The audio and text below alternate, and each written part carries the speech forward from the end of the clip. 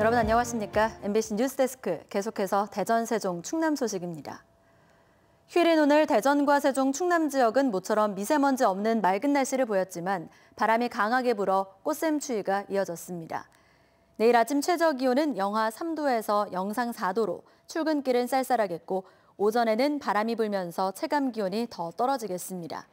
하지만 낮부터는 점차 누그러져 낮 최고 영상 12도에서 15도 분포로 평년 기온을 회복하겠습니다. 국립중앙과학관이 전국 과학관 가운데 처음으로 누적 관람객 3천만 명을 돌파했습니다. 개관한 지 28년 만에 세운 대기록으로 국립중앙과학관은 이제 과학도시 대전의 상징이 되고 있습니다. 고병원 기자가 보도합니다. 국립중앙과학관에 3천만 번째 관람객이 입장합니다. 지난 1990년 10월 서울에서 대전으로 이전하며 재개관한 지 28년 5개월 만입니다. 1,000만 명 달성은 개관 11년 만인 지난 2002년, 2천만 명은 역시 11년 뒤인 2013년 달성했는데 3천만 명은 불과 6년 만에 달성했습니다. 연평균 관람객이 150만 명을 넘는 등 해마다 관람객 수가 크게 증가하고 있기 때문입니다. 공부하는 데 많은 도움이 될 것 같아요. 애들한테 공룡에 관한 이야기도 됐고 아까 전에 자기부상 열차에 관한 것도 자세히 설명을 해주시더라고요.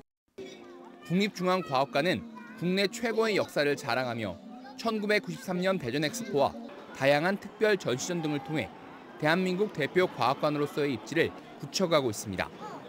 개관 30주년을 목전에 둔 과학관은 이제 또 다른 도약을 준비하고 있습니다. 전국 각지에서 온 학생 관람객들을 위한 과학교육과 체험회장에서 성인을 위한 과학 해설과 강연 등 전 연령층을 대상으로 한 과학 대중화의 장으로 탈바꿈하게 됩니다. 앞으로는 성인 관람객들이 더 재밌게 과학을 이해할 수 있는 그런 프로그램을 집중적으로 개발하겠습니다.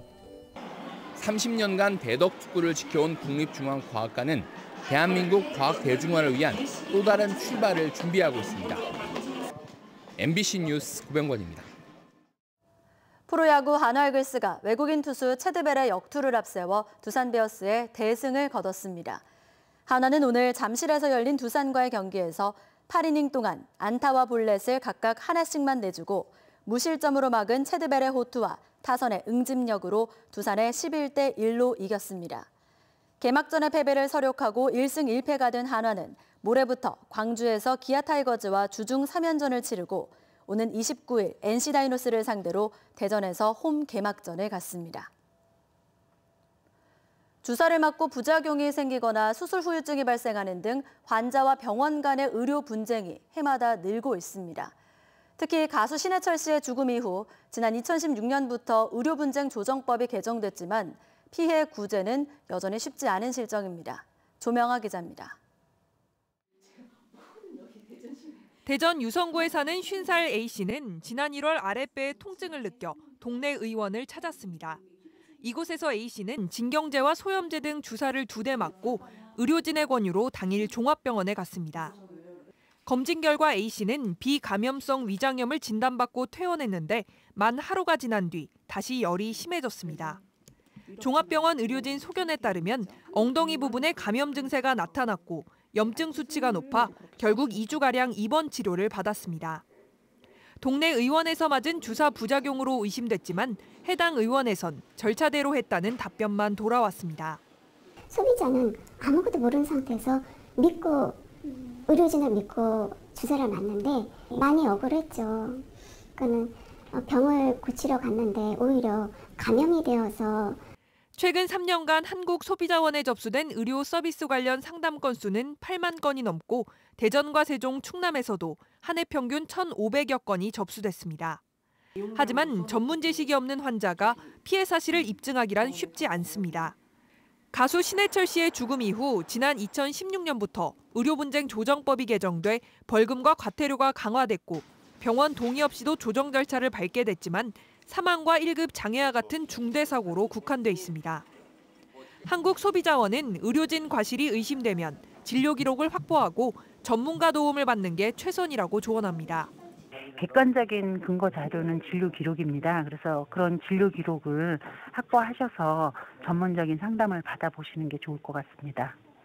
의료분쟁은 한국의료분쟁조정위원회와 한국소비자원에서 도움을 받을 수 있습니다. MBC 뉴스 조명아입니다.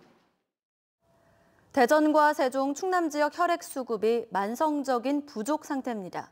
보유 혈액이 닷새치가 안 돼서 관심 단계가 발령되는 날이 1년 중에 3분의 2에 달한다는데요. 특히 헌혈 인구가 젊은 층에 한정돼 있어서 중장년층의 동참이 절실합니다. 김태욱 기자입니다. 혈액원에서 각 병원으로 보낼 혈액 분류가 한창입니다. 현재 대전, 세종, 충남 혈액원이 보유한 혈액은 불과 4일치뿐. 지난해에도 혈액이 채 닷새분이 안 돼 관심 단계가 발령된 날이 3분의 2에 달했습니다. 대전과 세종, 충남의 인구 대비 헌혈률은 3년째 6%대에 머물러 있습니다. 10대와 20대의 헌혈이 4분의 3을 차지하는데 저출산의 여파가 헌혈 감소로 이어지고 있는 것입니다. 10대, 20대 학령 인구의 감소는 우리나라처럼 10대, 20대 의존도가 높은 국가에서는 절대적으로 큰 영향을 미치고요. 이 때문에 30대 이상 중장년층의 헌혈 참여가 필요하다는 의견이 많습니다. 가까운 헌혈의 집을 방문해 10분만 투자하시면 누구나 헌혈에 동참하실 수 있습니다. 이렇게 짧은 시간에 제 피가 다른 사람에게 도움이 될 수 있도록 쓰일 수 있다는 게 정말 뿌듯한 것 같아요. 헌혈이 심장병 발병률을 낮춘다는 연구 결과도 있고 건강 상태도 확인할 수 있습니다. 헌혈하신 다음에는 또 검사 결과를 또 받아보실 수 있으셔서 주기적으로 헌혈하시는 것이 오히려 건강을 해치는 부분이 아니고 건강을 더 챙기는 부분이 아닐까 싶습니다. 대한적십자사는 헌혈이 빈혈이나 각종 감염병을 일으킨다는 소문은 사실이 아니라며 부정적 인식을 갖지 말아달라고 당부했습니다. MBC 뉴스 김태욱입니다. 세종시 부동산 불법 거래 적발 건수가 지난해 66건으로 전년 대비 32건이 증가해 최근 5년간 가장 많았던 것으로 나타났습니다. 세종시에 따르면 지난해 부동산 불법 거래 적발 건수는 지연 신고나 거짓 신고, 조장, 방조 등 모두 66건으로 과태료 1억 2,500만 원이 부과됐습니다. 특히 적발 건수는 전년 대비 2배 가까이 증가했으며 이와 관련한 중개업소 행정처분 건수도 40건으로 2014년 이후 가장 많았습니다. 세종시 관계자는 세종시가 투기직으로 지정되면서 거래 침체로 조사 대상은 크게 줄어들고 있지만 불법이 의심되는 지연 신고 건수가 증가하고 있다고 밝혔습니다. 세종시 상가 공실 해법이 올 상반기에 윤곽을 드러낼 전망입니다. 행정중심 복합도시 건설청에 따르면 지난해 행복도시 상가 실태 조사를 토대로 행복청이 의뢰한 용역이 5월 중에 마무리되면 올 상반기 중에 세종시 상가 공실 대책이 발표될 전망입니다. 현재 거론 중인 대책은 공공업무시설 배치를 통한 상권 활성화로 나성동 등의 2개 기관을 유치하는 방안 등이 구체적으로 논의 중인 것으로 알려졌습니다.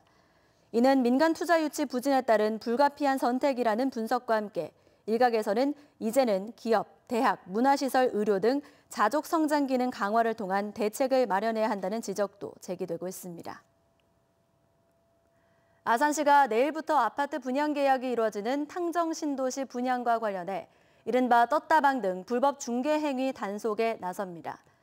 아산시는 분양 계약이 끝나는 오는 27일까지 위법 중개 행위가 성행할 것으로 예상된다며 이동식 중개시설물을 설치하거나 무자격자가 중개 행위를 할 경우 공인중개사법에 따라 행정처분과 함께 고발 조치를 할 계획이라고 밝혔습니다.